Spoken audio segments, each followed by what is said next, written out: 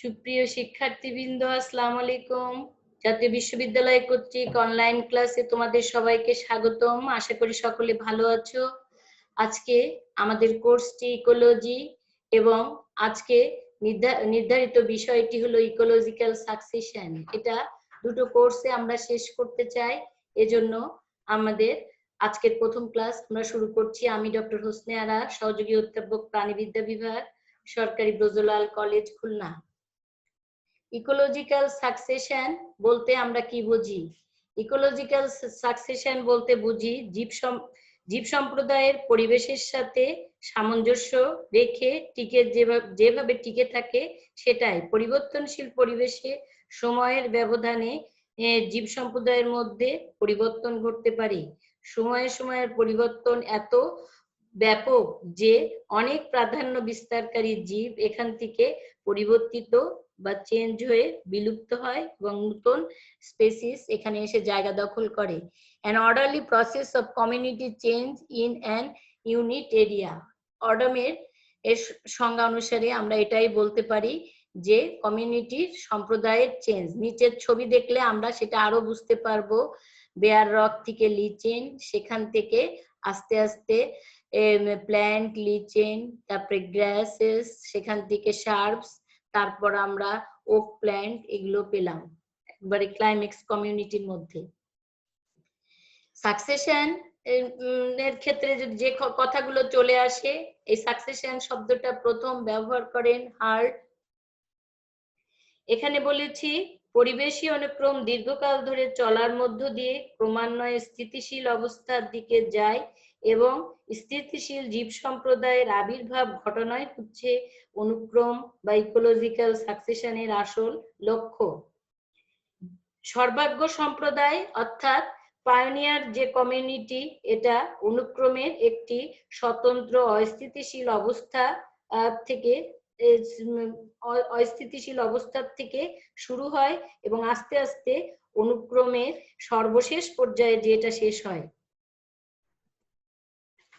তো এরপরে আমরা ইকোলজিক্যাল সাকসেশনের মধ্যে যদি ঢুকি, তাহলে আমি এখানে আছে change of species structure of an ecological community over time, অর্থাৎ বাস্তুতাত্ত্বিক পরিবেশী ও বাস্তুতন্ত্রের সাথে সময়, এই দুটো কি করে প্রজাতির আকার এবং তার আকারটাকে আস্তে আস্তে পরিবর্তন করতে সক্ষম হয়।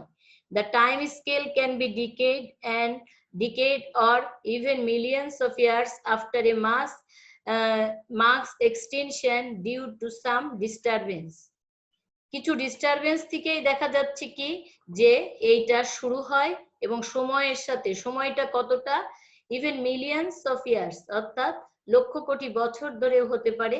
এটা আস্তে আস্তে সেগুলো ডিকেড হয় এবং আস্তে আস্তে কি হয়, প্রাণী উদ্ভিদগুলো এবং সাথে সাথে প্রাণীগুলো বিলুপ্ত হয়ে নতুন কিছু সৃষ্টি হয়। এবং এটা দেখা যাচ্ছে কি এই ডিস্টারবেন্স গুলো কি লাভা ফ্লো এবং সিভিয়ার ল্যান্ডস্লাইডস, তারপরে স্লাইডস অর্থাৎ মারাত্মক ভূমিধস, some form of disturbance of a community such as fire এবং সিভিয়ার উইন্ড থ্রো, অর্থাৎ আগুন এবং প্রচন্ড বাতাস প্রবাহ থেকে এগুলো সৃষ্টি হয়।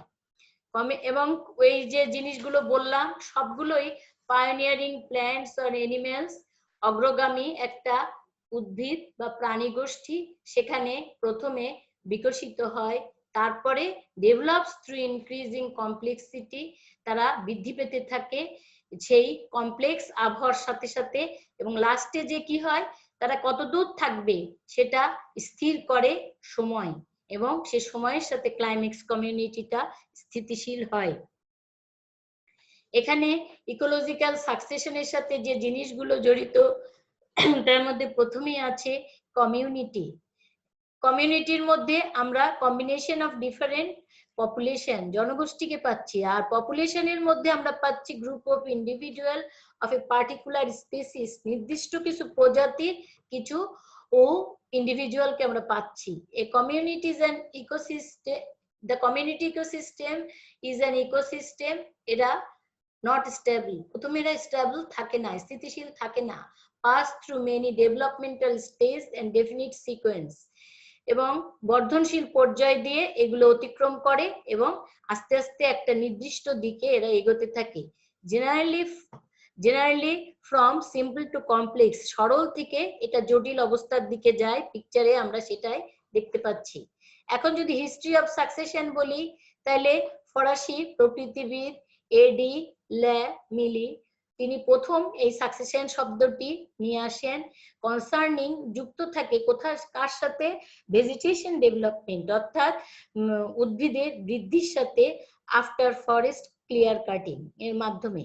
এবং 1859 সালে Henry David Thoreau wrote an address called the succession of forest trees. তিনি একটা অ্যাড্রেস, একটা নাম ভূমিকা দেন, কি দিলেন? সাকসেশন অফ ফরেস্ট ট্রিজ, বনভূমির এর বৃক্ষের অনুক্রম কিভাবে ঘটলো সেইটাই।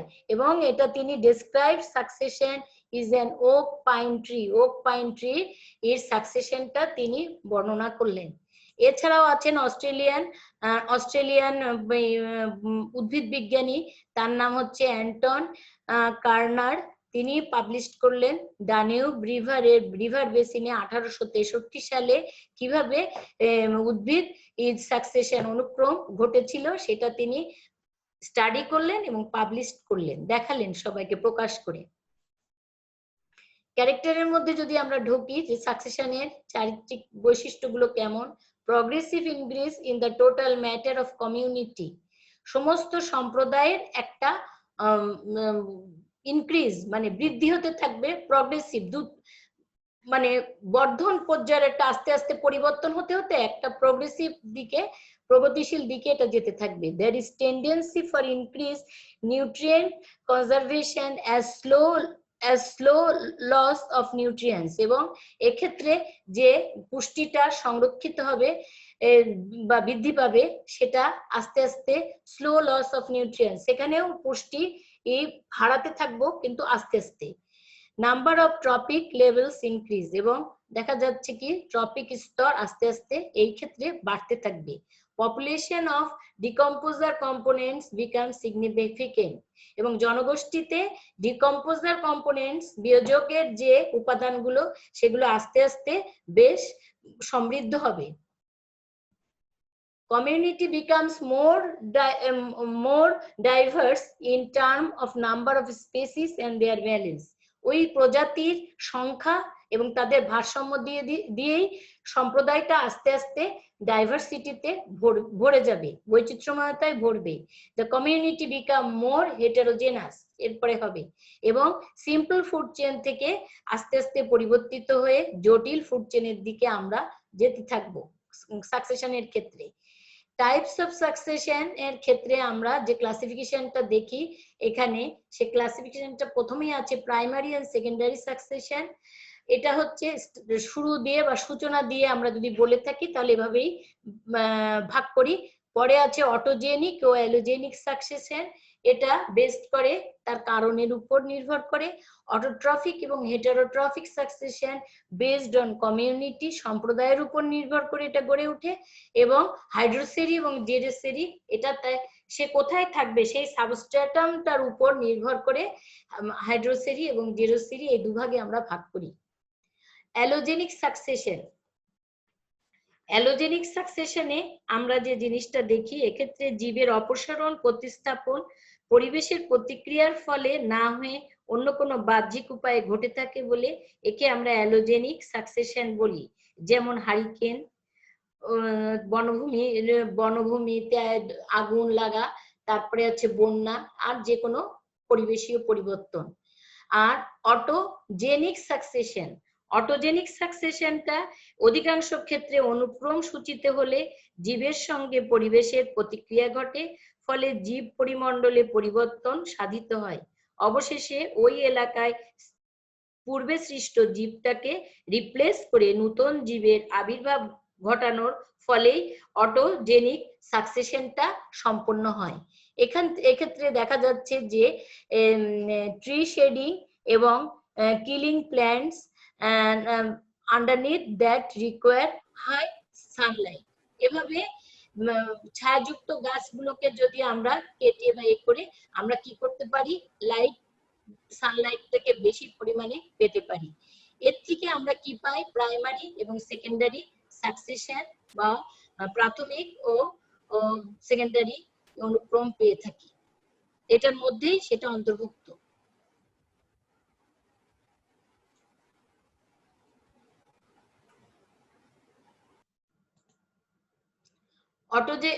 Autogenic versus allogeneic. অটোজেনিকে আছে যে direct result of activities of organism in the community মধ্যে সরাসরি কার্যক্রমগুলো আমরা লক্ষ্য করি। যেমন ফরেস্টে লাইট কোয়ান্টিটি, কিভাবে আলোর প্রবেশতা বাড়বে, কোথায়, বনভূমির মেঝেতে। ডিক্রিজ অ্যাজ সাকসেশন প্রসেস, যদি এটা কম প্রবেশ করে তাহলে দেখা যাবে সাকসেশনের গতিটাও কমে যাবে। Fast growing shade intolerant species are replaced by slow growing shade tolerant species কর্তৃক দ্রুত বর্ধনশীল ছায়াশীল যে ছায়া সহিষ্ণু যে স্পিসিস গুলো ছিল সেগুলো রিপ্লেস হবে ওই slow growing shade tolerant species কর্তৃক। এরপরে আমরা অ্যালোজেনিকে যেটা দেখি, রেজাল্ট এন্ড আউটসাইড ইনফ্লুয়েন্স। এখানেও দেখতে পাচ্ছি যে বাইরের প্রভাবটাই বেশি পরিলক্ষিত হয়, বিশেষ করে weather changes can increase or decrease moisture. আর্দ্রতার বৃদ্ধি এবং হ্রাস পরিবেশের বিভিন্ন আবহাওয়ার বিভিন্ন পরিবর্তন সাধন করে থাকে। based on types of organisমের উপর নির্ভর করে একে দুই ভাগে ভাগ করা হয়, অটোট্রফিক এন্ড হেটারোট্রফিক। অটোট্রফিক আমরা সবাই জানি, এই ধরনের অনুক্রমে সবুজ উদ্ভিদের প্রাধান্য পরিলক্ষিত হয়, অজৈব পরিবেশের সূচনা হয় এবং এতে শক্তি প্রবাহ অনির্দিষ্টকালের জন্য বজায় থাকে। এনার্জি ফ্লো অনির্দিষ্ট সময় ধরে এখানে চলতে থাকে অটোট্রফসদের ক্ষেত্রে। হেটারোট্রফসদের ক্ষেত্রে এক্ষেত্রে পরভোজী জীবের প্রাধান্য পরিলক্ষিত হয়, ব্যাকটেরিয়া, ছত্রাক, ফাঞ্জাই, এই যে জিনিস অ্যাক্টিনোমাইসিটিস, এই যে জিনিসগুলো আছে এগুলো এই বিভিন্ন প্রাণী এই ধরনের অনুক্রমের অন্তর্ভুক্ত। জৈব পরিবেশে এদের সূচনা হয় এবং এতে শক্তি প্রবাহটা ক্রমশ কি হয়, আস্তে আস্তে হ্রাস পেতে থাকে।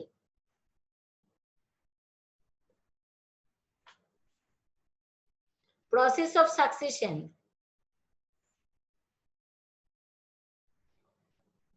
সাকসেশনের প্রক্রিয়া,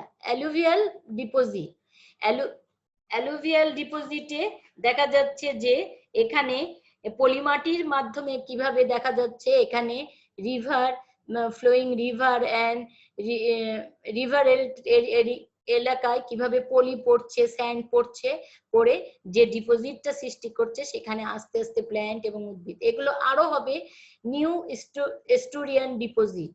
মোহনায় যে পলিটা থাকে সেই নতুন মোহনায় যে পলিটা জমে সেখান থেকে দেখা যাচ্ছে কি যে ধরনের উদ্ভিদ এবং প্রাণী সাকসেশন অনুক্রমটা ঘটে থাকে। আর হচ্ছে স্যান্ড ডুয়েন্স থেকে আমরা কি পাই, seashore, bank of river, lakes in the desert area of the world, এখানে আমরা যে ধরনের পলি পড়ে সেখান থেকে এই প্রক্রিয়াগুলো ঘটতে থাকে বালির মাধ্যমে যেগুলো ঘটে। এরপরে আছে ল্যান্ডস্লিপস মানে ভূমি এই ধসে দেখা যাচ্ছে কি যে সয়েলে আস্তে আস্তে একটা পরিবর্তন সাধিত হচ্ছে এবং নিউট্রিয়েন্টস, মিনারেল নিউট্রিয়েন্টস এর সাথে চলে আসছে, উঠে আসছে এবং কি হলো এগুলো পানির সাথে মিশে বিভিন্নভাবে কাজ করছে। সিস আছে আর ইরোশন আছে, নদী ভাঙন আছে, আর কোল্ড মাউন্টেনে দেখা যাচ্ছে যে আমরা এই ধরনের অবস্থাগুলো দেখতে পাচ্ছি। ভলকানিক অ্যাকশন এন্ড ফায়ার, আগ্নেয়গিরির অগ্নুৎপাত এবং যে কোনো দাবানল থেকে আমরা যে সাকসেশনটা পেয়ে থাকি সেটা এটা। আরেকটা আছে গ্লাসারিজ, মানে আমরা যে হিমবাহ থেকে যেটা পাই সেটার থেকে দেখা যাচ্ছে যে ধরনের সাকসেশন গড়ে ওঠে সেটা। এখন আছে ইকোলজিক্যাল সাকসেশনের প্রসেস অফ ইকোলজিক্যাল ইকোসিস্টেমের সাকসেশন। এই সাকসেশন গুলো কয়েকটা ভাগে ভাগ করা হয়, যেমন প্রথমেই আছে নুডেশন, সিকোয়েন্সিয়াল স্টেপস, কোন কোন স্টেপ গুলো অতিক্রম করে এটা কমপ্লিট হয়। প্রথমে আছে নুডেশন, তারপরে আছে ইনভার্সন, তারপরে ইনভেশন, তারপরে আছে কম্পিটিশন এন্ড কোঅ্যাকশন, তারপরে আছে রিঅ্যাকশন, এবং লাস্টে একেবারে ক্লাইম্যাক্স চূড়ান্ত পর্যায়ে আমরা পাই স্টেবিলাইজেশনের মাধ্যমে। নুডেশন, the first step in succession, development of a bare area without any life।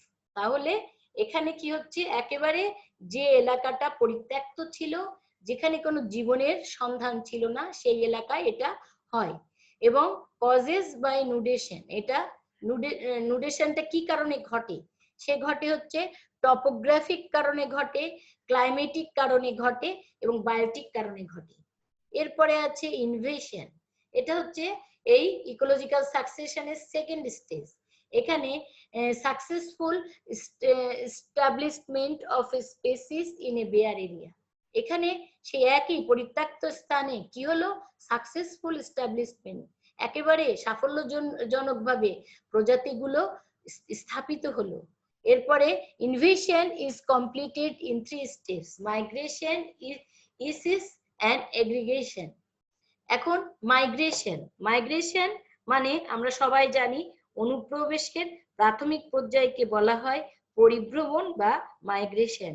উদ্ভিদের ক্ষেত্রে বীজ বা রেণু, বায়ু, পানি, কীটপতঙ্গের সাহায্যে বিবর্জিত এলাকায়, যেখানে কিছুই নেই সেই এলাকায় যে উপনীত হয় এবং সেখানে সেই জিনিসটি, সেই বীজটি অঙ্কুরিত হয়। প্রাণীর ক্ষেত্রে কোনো বাহকের সাহায্যে বা নিজেই সক্রিয় সঞ্চালনের নীতিতে এটা হয়ে থাকে। এই মাইগ্রেশনটা আমরা যে ইনভেশন করলাম ওটার আরেকটা নাম হচ্ছে কলোনাইজেশন, সেটার মধ্যেই এই মাইগ্রেশন, ইসিস এবং এগ্রিগেশন এর মধ্যে অন্তর্ভুক্ত। এবার আমরা ইসিস এর দিকে যদি তাকাই তাহলে কি দেখতে পাই, অনুপ্রবেশের দ্বিতীয় পর্যায়কে প্রতিষ্ঠা বা ইসিস বলা হয়। পরিভ্রমণের পর নতুন এলাকায় অভিযোজনের মাধ্যমে জীবের টিকে থাকার অবস্থা অর্জনকেই প্রতিষ্ঠা বা ইসিস বলা হয়। এভাবে উদ্ভিদের বীজ এবং রেণুগুলো অঙ্কুরিত হয়ে চারা উৎপন্ন করে। এইসব চারাগুলো আস্তে আস্তে সমন্বিত পরিবেশ মানে ফিজিক্যাল ফ্যাক্টরস গুলো দ্বারা আস্তে আস্তে বড় হতে থাকে, অতঃপর পুনরায় এগুলো উদ্ভিদে পরিণত হয়ে আবার বংশ বিস্তারে সক্ষম হয়।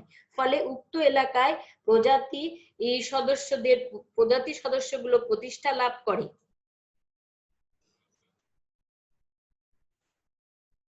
এগ্রিগেশন, এখানে আমরা দেখছি প্রতিষ্ঠা লাভের পর অধিক প্রজননের ফলে উক্ত এলাকায় জীবের সংখ্যার প্রেক্ষিতে প্রজাতির সংখ্যা ক্রমান্বয়ে বৃদ্ধি লাভ করতে থাকে এবং সদস্যরা একে অপরের কাছাকাছি আসে। এই অবস্থাকে এগ্রিগেশন বা সমাবেশ বলা হয়। ইকোলজিক্যাল সাকসেশনে আমরা আর যে জিনিসগুলো দেখতে পাই, কম্পিটিশন এন্ড কোঅ্যাকশন। কম্পিটিশন, প্রতিযোগিতা থাকবে। এগ্রিগেশন, যখন তারা একত্রিত হলো in large number of species within a limited space, একটা নির্দিষ্ট এলাকায় যখন অনেক জীবের সমাবেশ ঘটলো তখন অবশ্যই কম্পিটিশন হবে। দিস রেজাল্ট ইন কম্পিটিশন, কিসের কম্পিটিশন হবে তোমরা সবাই জানো, 1 নম্বর খাদ্য, 2 নম্বর আশ্রয় বা থাকার জায়গা। Competition may be intraspecific or interspecific, হয়তো আন্তঃপ্রজাতিক হতে পারে বা অন্তঃপ্রজাতিকও হতে পারে। Individual of species effect each other, এতে ইন্ডিভিজুয়াল অফ স্পেসিস প্রজাতির প্রতিটি সদস্যই কম বেশি কি হবে, আক্রান্ত হবে। Competition and coaction results in elimination of unlived individuals and unfit individuals and survival of fit individual. আমরা সব জায়গায় জানি যে সার্ভাইভ করতে পারবে সেই এখানে টিকে থাকবে, সেই ইন্ডিভিজুয়ালটাই টিকে থাকবে। অর্থাৎ সে রিপ্রোডাকশনের ক্ষেত্রে হোক আর ইকোলজিক্যাল যে কোনো ব্যালেন্সের ক্ষেত্রেই হোক, যে সেই টিকে থাকবে যার সব দিক দিয়ে যে সামর্থ্য। রিয়াকশন, রিয়াকশনে আমরা যে জিনিসগুলো দেখতে পাই সেখানে আছে প্রতিক্রিয়া, জীবের বিস্তার ও বিকাশ পরিবেশে যেমন অবদান রয়েছে, তেমনি জীবের প্রভাবের মাধ্যমে পরিবেশের পরিবর্তনও ঘটে থাকে। পরিবেশ ও জীবের মধ্যে এরূপ যে সম্পর্ক সেটাকে আমরা রিয়াকশন বলে থাকি। এই রিয়াকশনের ফলে পরিবেশে আলো, বাতাস, তাপ, পানি, মাটিতে পরিবর্তন অবশ্যই ঘটে। এমনি করে পরিবেশ ব্যাপকভাবে পরিবর্তিত হলে তথায় বিরাজমান সম্প্রদায়ের জন্য উক্ত পরিবেশ অনুপযোগী হয়ে পড়ে। এই অবস্থায় ওই সম্প্রদায়ে এই অবস্থায় ওখানে যে জীব সম্প্রদায় ছিল সেটা স্থিতিশীল অবস্থায় আসার জন্য কোনো সময় নতুন জিনিসেরও আবির্ভাব ঘটে, আবার পুরানো জিনিসগুলো বিলুপ্ত হয়ে যায়। এখন আমরা যে জিনিস এখানে দেখতে পাচ্ছি, এখানে আমরা দেখতে পাচ্ছি সিরি এবং সিরিয়াল, দুইটা টাস্ক। সিরিয়াল কোনো একটি অঞ্চলের জীব সম্প্রদায়ের অনুক্রমণের যাবতীয় পর্যায়কে আমরা সমষ্টিগতভাবে সিরি বলি। এবং দেখা যাচ্ছে কি যে পায়োনিয়ার যে কমিউনিটি এবং অনুক্রমণের এক একটি স্বতন্ত্র অস্থিতিশীল অবস্থা এর উন্নয়ন পর্যায়টাকে আমরা বলে থাকি সেরাল। এভাবে এই দুটো জিনিসকে আমরা দেখতে পাই। এরপরে লাস্টে আমরা ইকোলজিক্যাল সাকসেশনের যে ধাপটাকে পাচ্ছি সেটার নাম হচ্ছে স্থিতিশীলতা বা স্ট্যাবিলাইজেশন। কমিউনিটিতে অর্থাৎ সাকসেশনের শেষ ধাপে পুনঃ পুনঃ জীব সম্প্রদায়ের বিলুপ্তি এবং আবির্ভাবের মধ্য দিয়ে উক্ত স্থানে পরিবেশে বসবাস উপযোগী চূড়ান্ত সম্প্রদায়ের স্থায়িত্ব লাভে সক্ষম হয় এবং চূড়ান্ত এই সম্প্রদায় প্রতিস্থাপিত না হওয়া পর্যন্ত এই প্রক্রিয়াটি ক্রমান্বয়ে চলতে থাকে। একে ক্লাইম্যাক্স কমিউনিটি বলা হয় বা এই পর্যায়কে ক্লাইম্যাক্স স্টেজ বলা হয়। চূড়ান্ত সম্প্রদায়ের আবির্ভাব না হওয়া পর্যন্ত সেরাল কমিউনিটি কখনো স্থায়ী রূপ লাভ করতে পারে না, বরং তা কালক্রমে তুলনামূলকভাবে উন্নত সম্প্রদায় দ্বারা আস্তে আস্তে স্থলাভিষিক্ত মানে পরিবর্তিত হতে থাকে। এখানে উদাহরণস্বরূপ ফরেস্ট বনভূমি বলতে পারি, তৃণভূমি বলতে পারি, কোরাল রিফসদেরও বলতে পারি। এখন আমরা একটা ইকোলজিক্যাল সাকসেশন দেখছি যে একটা ক্র্যাব গ্রাস এর একটা ইয়েতে একদম শুরু থেকে ধরো যখন লাগানো হলো তখন থেকে 1 বছরের মধ্যে কি ধরনের পরিবর্তন, টল গ্রাস যেগুলো হচ্ছে হারবা সেখানে 1 থেকে 3 বছরের মধ্যে কি ধরনের পরিবর্তন হচ্ছে, পাইনস কামিন এর মধ্যে পাইন বৃক্ষদের আমরা দেখতে পাচ্ছি 3 থেকে 10 বছরের মধ্যে সেগুলো বেশ কিছুটা দেখা যাচ্ছে ভালো মতো। এরপরে কি হলো 10 থেকে 30 বছরের মধ্যে আমরা পাইন ফরেস্ট পেয়ে যাচ্ছি। এরপরে হার্ডউড কামিং মানে ওই পাইন ফরেস্ট থেকে আমরা পাইন উড পাচ্ছি, এই যেগুলো আমাদের বিভিন্ন কাজে লাগে। এটা 30 থেকে 70 বছর লাগছে। আর হার্ডউড ফরেস্ট ক্লাইম্যাক্স পেতে আমরা একদম 70 বছরের বেশি লাগছে। ইকোলজিক্যাল সাকসেশনের এই স্টেজে আমরা আগে কি দেখছি, grass, low shrub, high shrub, shrub tree, opening, low tree, high tree, এগুলো উদ্ভিদের ক্ষেত্রে। একইভাবে দেখো আমরা প্রাণীকেও দেখতেছি, কেউ আসছে কেউ যাচ্ছে, মাইগ্রেট করছে, ওই পরিবেশ তারা সহ্য করতে পারছে না, ওই এভাবে করতে করতে আস্তে আস্তে একটা স্থিতিশীল অবস্থায় এসে তারা স্থির হয়ে যাচ্ছে।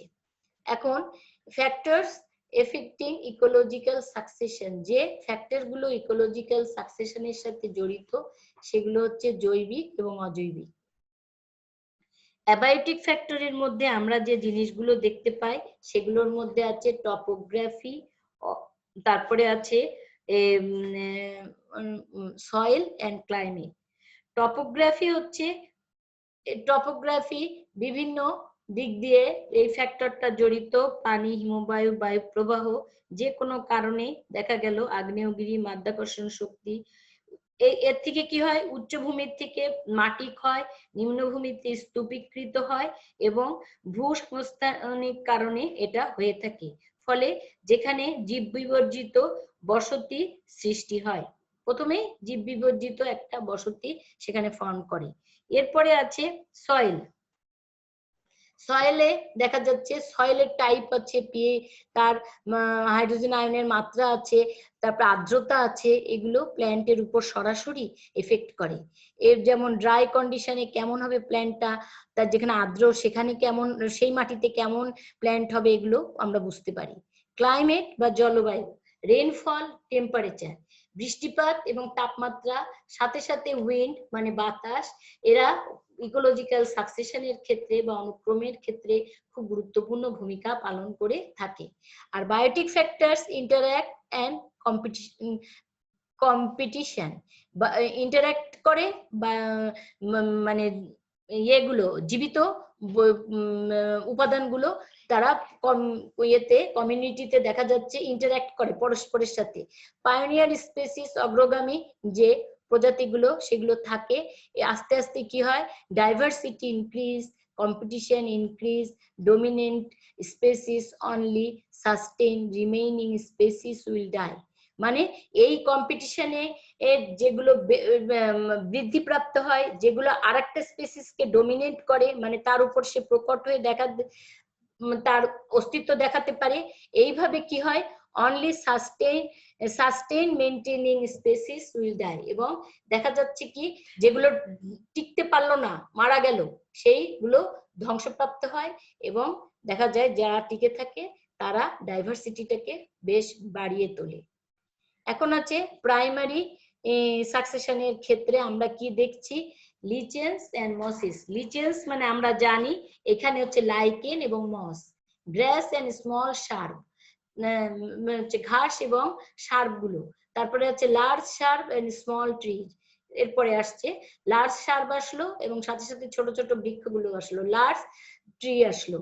উপরে বললো the establishment and development of an ecosystem in an area that was previously inhabited, যেগুলো পূর্বের থেকেই সেখানে ছিল, ওই এলাকায় যেগুলো পূর্বের থেকে ছিল, সে যে আকারেই থাক, সেটা আস্তে আস্তে কি করলো, একেবারে জীব বিবর্জিত এলাকায় প্রথমবারের মতো যে জীবের উদ্ভব হলো, সেটাই হচ্ছে প্রাইমারি সাকসেশন সেখানে ছিল।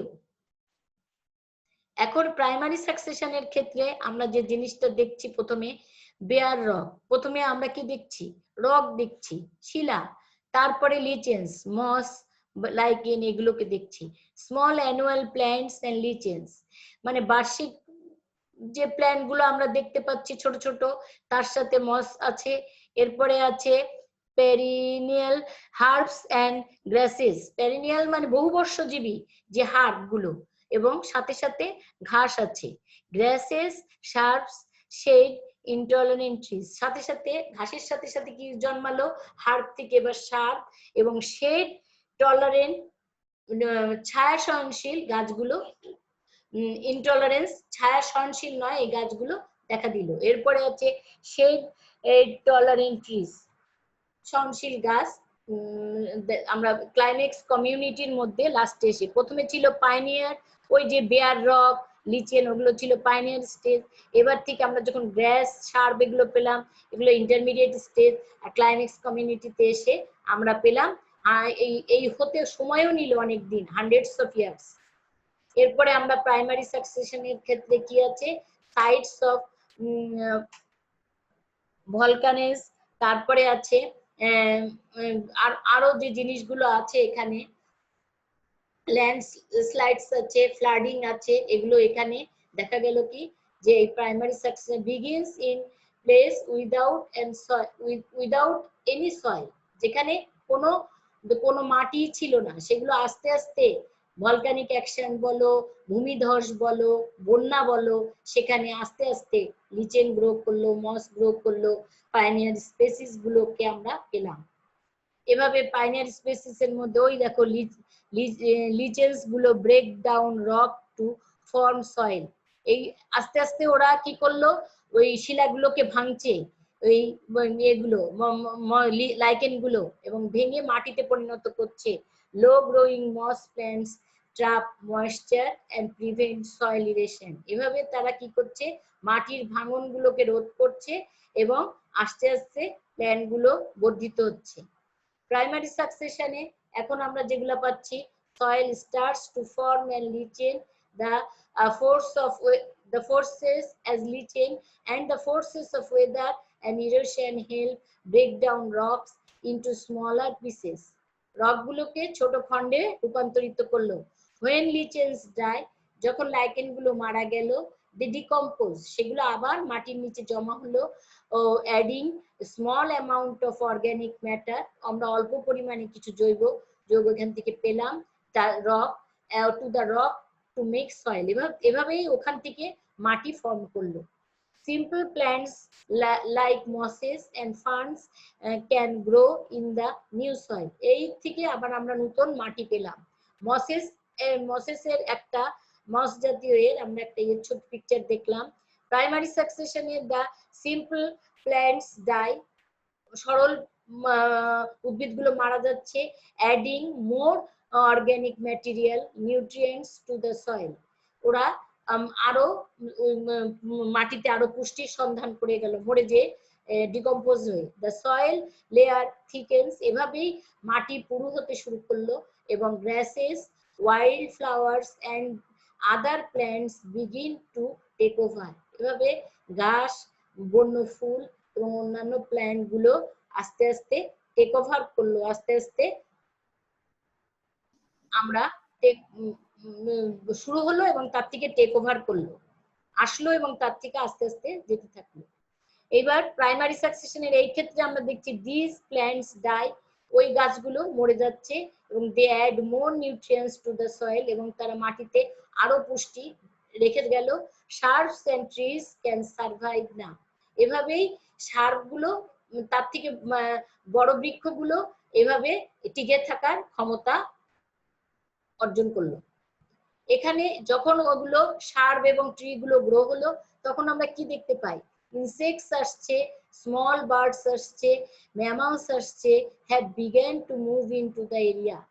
যখন একটা বনভূমি প্রতিষ্ঠিত হয়ে যাচ্ছে, বনভূমি না হোক একটা কমিউনিটি, প্ল্যান্ট কমিউনিটি যখন প্রতিষ্ঠিত হচ্ছে, তখন আমরা পতঙ্গ দেখতে পাচ্ছি, পাখি দেখতে পাচ্ছি, স্তন্যপায়ী সেখানে আনাগোনা করছে সেই এলাকায়। এবার দেখা যাচ্ছে কি, what was once bare rock now supports a variety of life। যেখানে ছিল শুধু রক, শিলা, সেখানে আজ প্রাণী বৈচিত্র্যে ভরপুর। এখানে আমরা দেখছি একটা সার্সি, এখানে এটা হয়েছে আইসল্যান্ডের একটা ভলক্যানিক ইরেপশনের থেকে, মানে আগ্নেয়গিরির এর থেকে, অগ্নুৎপাতের থেকে। এটা 1963 থেকে 1967 সালের মধ্যে এইটা ঘটেছিল। এরপরে যেটা দেখছি, ও এর পরবর্তী অবস্থা যেটা দেখালাম আগের পিকচারটা, পূর্বের পিকচারটায়, এবার সার্সির পরের, এর পরের অবস্থাটা ছিল এরকম। ওখানে পলি জমে বা যে কোনো ভাবে উইন্ড এসে বা যে কোনো ভাবে এরকম একটা অবস্থা আসলো। এরপরে যেটা সার্সি টুডে, বর্তমানে ওই স্থানটায়, একটু আগে যে ছবিটা দেখলাম সেইটা এখন বর্তমানে এরকম। এখানে আমরা একটি পাখি দেখতে পাচ্ছি, এখানে বৃক্ষ দেখতে পাচ্ছি। তাহলে আমরা সাকসেশন কিভাবে ঘটেছে এটা আমরা এই চিত্রের মাধ্যমে গ্র্যাজুয়ালি কিভাবে ঘটছে এটা আমরা বুঝতে পারছি। Thank you student for cooperate me, আমার সাথে সহযোগিতা করার জন্য। আশা করি তোমরা কিছুটা হলেও সাকসেশন আত্মস্থ করতে পারবে। আগামী ক্লাসে আমাদের আবার দেখা হবে এই আশায় পোষণ করছি। তোমরা সকলে ভালো থাকো।